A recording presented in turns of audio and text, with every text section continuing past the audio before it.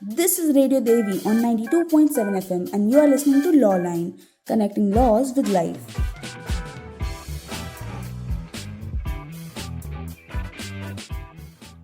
Good evening, listeners. You are tuned into Lawline with me, your host Panchmi, where we break down the big, complex laws into simple conversations. So tell me, listeners, have you ever promised someone of marriage, of growth, of trust, only with the intention to never keep it? Be aware, listeners, it could lead you to be charged with the Section 69 of the brand new Bharatiya Nyaya Sanhita.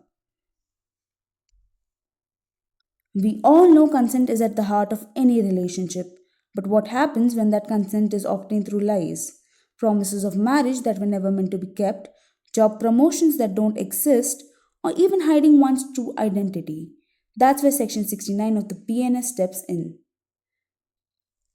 Under the Indian Penal Code, Section 493 criminalizes the act of a man deceiving a woman into believing she is lawfully married to him, leading to sexual intercourse or cohabitation based on this false belief.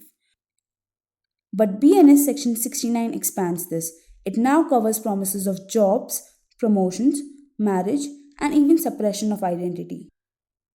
Let's simplify this. Section 69 BNS rests on three pillars. 1. False promise of marriage or promotion. If you lure someone into sex with promises you never intended to keep, it's a crime. 2. Not rape but still criminal. The law clearly states this is not rape in the traditional sense because consent was given, but that consent is invalid because it was obtained fraudulently. 3. Punishment.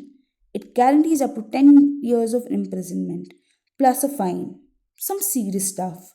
Section 69 BNS offences are cognizable, police can arrest without a warrant, non bailable, bail is not a matter of right here, non compoundable, settlement is not allowed, and the trial only in a court of session. And that's why this section sparks debate. Is it for protection of women or is it a risk of misuse? Now let's look at a real case. In Naim Ahmed versus State of Delhi, the woman said she had been in a relationship with the man for years because he had promised marriage. But the Supreme Court found something important.